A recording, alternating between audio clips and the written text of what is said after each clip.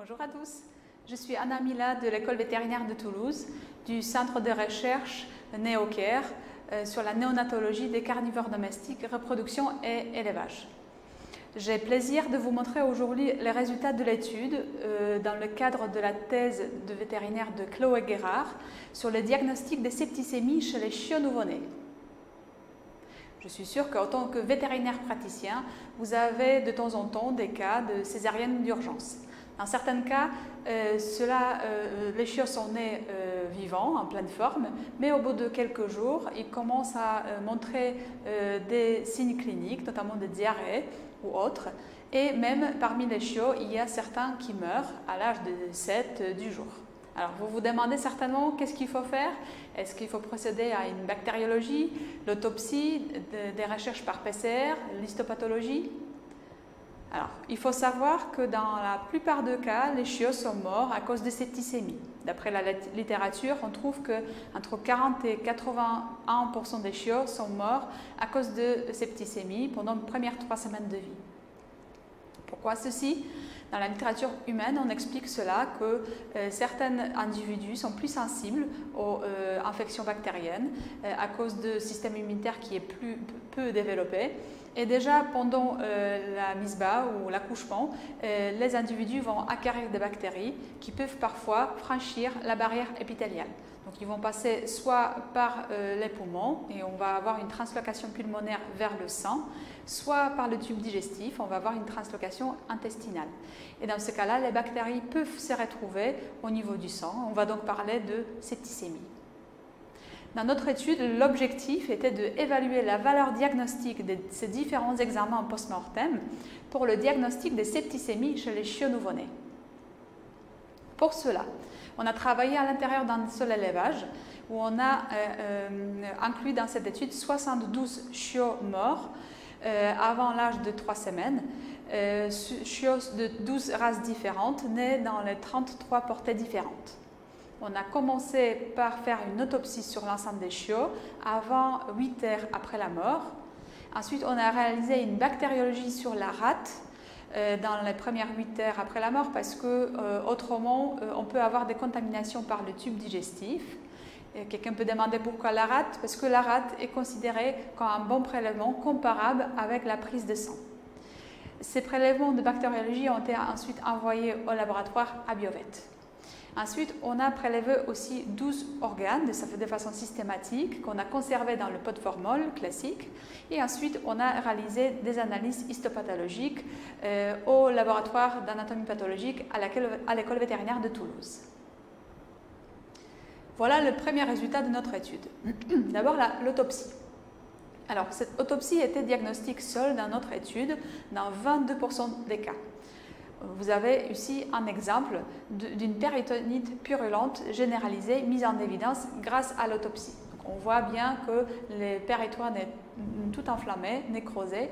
On a aussi un épanchement séropurulent à l'intérieur de l'abdomen et aussi des signes d'inflammation au niveau des anses intestinales. Alors, très souvent, dans ces cas, cela commence par un omphalite, ici très bien visible, avec du pus qui s'accumulait autour de l'ombilic. Et ensuite, on a les premiers signes d'inflammation qui sont présents ici dans cette zone. Autopsie diagnostique seule pour 22% des cas, mais pour plusieurs cas, parce que 78%, ça nous a orienté les diagnostics. Souvent, ce qu'on voit pendant cette période, ce sont des lésions qui ne sont pas caractéristiques comme ici. On voit des poumons rouges hétérogènes, par exemple, mais on ne peut pas trancher est-ce que c'est une congestion passive, active, est-ce que c'est inflammation ou pas. Alors pour cela, nous avons utilisé d'autres examens complémentaires qui est l'histopathologie. Donc on a analysé les organes. Et cela nous a permis d'établir des diagnostics seuls avec l'histopathologie dans 29% des cas. Donc ici, on voit le prélèvement du cœur, donc le tissu comme un myocarde ici, ensuite un caillot sanguin ici, et on voit au bord de ce caillot des bactéries qui sont visibles, qui mettent en évidence septicémie sur ce chiot-là. Alors, si on associe ensuite l'histopathologie et autopsie, cela nous a permis d'établir un diagnostic pour 66% des cas. Donc ici, si on associe nos poumons qui n'étaient pas spécifiquement, où on n'avait pas de lésions spécifiques, avec le résultat de l'histopathologie, qui ont mis en évidence la présence des colonies bactériennes et des neutrophiles au niveau de parenchyme alvéolaire, nous pouvons constater que ce chiot a souffert d'une pneumonie. Ensuite, pour 34% des cas, après ces deux examens, le diagnostic n'a pas pu être établi. On peut se demander pourquoi. Alors, on s'est rendu compte dans cette étude que l'autolyse est très rapide chez les chiots nouveau-nés. En fait, avec les prélèvements qui ont été réalisés avant 8 heures après la mort, déjà pour 50% des chiots, on avait des autolyses au niveau des tubes digestifs. Donc, ce que je peux vous conseiller, c'est de ne pas réaliser des prélèvements sur ces organes-là, puisqu'on va avoir systématiquement des autolyses et donc des résultats qui ne seront pas interprétables. En revanche, on a quelques organes qui sont beaucoup plus résistants à l'autolyse. C'est le cas pour le foie, le rein, la rate, les poumons et le cœur, où cette autolyse était mise en évidence pour moins de 10% des chiots. Troisième examen qu'on a réalisé, c'était la bactériologie. Donc, dans notre étude, cette bactériologie se révélait positive pour 83% des chiots. Alors, qu'est-ce qu'on a mis en évidence? C'est que la plupart des bactéries présentes sur les prélèvements de la rate, c'était des bactéries présentes dans l'environnement, comme la E. coli ou les streptocoques, que les colonies très souvent étaient plutôt rares sur le tissu mis en analyse et que très souvent, parce que pour 80% des chiots, on a mis en évidence plusieurs genres bactériens. Donc finalement, est-ce qu'on peut parler de la septicémie en cas de bactériologie positive sur la rate? Est-ce que ce ne sont pas peut-être des contaminations au moment de prélèvement ou peut-être des translocations des bactéries avant le décès, notamment du tube digestif, puisqu'on sait que la barrière intestinale, à ce moment-là, souvent n'est plus intégrale. Cette bactérie, par contre, nous a permis de compléter le diagnostic sur certains pourcents des chiots, puisque l'association de la bactériologie, l'histopathologie et l'autopsie nous a permis d'établir le diagnostic dans 92% des cas. Donc, si on revient sur notre cas de pneumonie, avec les lésions aspécifiques au niveau de l'autopsie, les lésions de pneumonie mises en évidence par l'histopathologie, et en plus, on a aussi mis en évidence présence des bactéries, des colonies assez nombreuses de Streptococcus sur le prélèvement de la rate. Donc tous ensemble, ça nous a permis de mettre en évidence que ce chiot est mort de la septicémie avec un foyer infectieux initial tel que pneumonie. Dans notre étude, au total, 92% des chiots ont montré des lésions qui ont permis d'établir un diagnostic.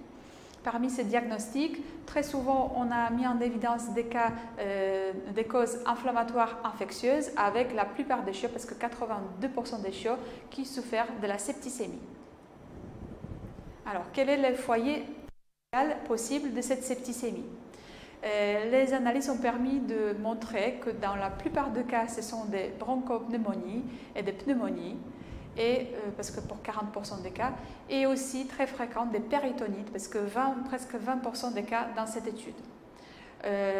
Parmi d'autres lésions, vous avez aussi des lésions gastro-intestinales et autres. Alors, qu'est-ce qu'on a appris de cette étude? Qu'est-ce que je peux vous faire passer comme un message après réaliser cette étude? Premièrement, réaliser des examens post-mortem complets. N'oubliez pas ces 3 étapes si possible, donc l'autopsie, l'histopathologie et si l'examen est réalisé assez rapidement après la mort, la bactériologie, parce que cela nous a permis d'établir les diagnostics dans 92% des cas. Deuxièmement, au niveau de l'histopathologie, même si vous ne voyez pas des lésions macroscopiques, n'oubliez pas de réaliser des prélèvements sur les organes, au minimum prélever les poumons, le cœur, le foie et le rein. Et enfin, n'oubliez pas que si vous avez un résultat de la bactériologie, on ne le lit pas tout seul, puisque cette bactériologie, très souvent, elle va être positive, mais finalement, il faut regarder aussi d'autres lésions présentes sur le chiot pour établir un diagnostic, pour pouvoir interpréter ce résultat de la bactériologie. Si cela vous a plu, si vous voulez en savoir plus, je vous invite déjà de consulter notre bibliothèque sur notre site du NeoCare, donc www.neocare.pro, où vous allez trouver notamment la thèse de Chloé. Et puis, très prochainement, parce qu'en février 2021, vous allez pouvoir trouver un dossier dans un numéro de Point vétérinaire sur la conduite à tenir en cas de la mortalité néonatale chez les chiots. Je vous remercie pour votre attention.